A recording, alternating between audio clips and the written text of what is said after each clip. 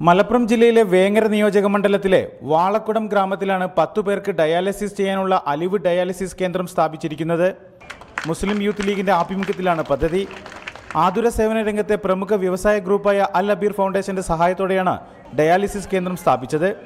സാമ്പത്തികമായി പിന്നാക്കം നിൽക്കുന്നവർക്ക് അൽ അബീറിന്റെ അലിവ് ഏറെ ഗുണകരമാവുമെന്ന് പദ്ധതി നാടിന് സമർപ്പിച്ച മുഖ്യമന്ത്രി ഉമ്മൻചാണ്ടി പറഞ്ഞു. ലോകത്തെവിടെയും കിട്ടുന്ന ചികിത്സ ഇന്ന് നമ്മുടെ കേരളത്തിൽ കിട്ടും.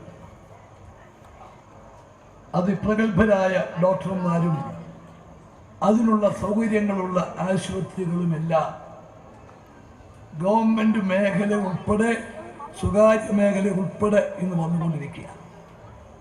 പക്ഷേ അത് എല്ലാവർക്കും പ്രാപ്യമാകുന്നില്ല.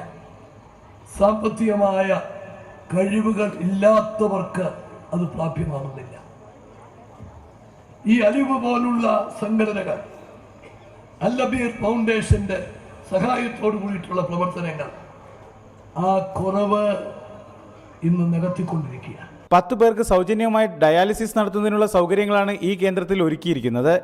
ആരോഗ്യരംഗത്തെ പരാധീനതകൾ മാറ്റിയതിനു ശേഷം വാളക്കുടം ഗ്രാമത്തിന്റെ മറ്റ് പിന്നാക്കാവസ്ഥകൾ പരിഹരിക്കുമെന്ന് അൽ അബീർ ഫൗണ്ടേഷന്റെ ചെയർമാൻ ആലുങ്ങൽ മുഹമ്മദ് ഉറപ്പു നൽകി. ചടങ്ങിൽ സയ്യിദ് ഹൈദരലി ശിഹാബ് തങ്ങൾ, മന്ത്രിമാരായ പി കെ കുഞ്ഞാലിക്കുട്ടി, ആര്യാടൻ മുഹമ്മദ് എന്നിവർ പങ്കെടുത്തു. റിപ്പോർട്ടർ, മലപ്പുറം.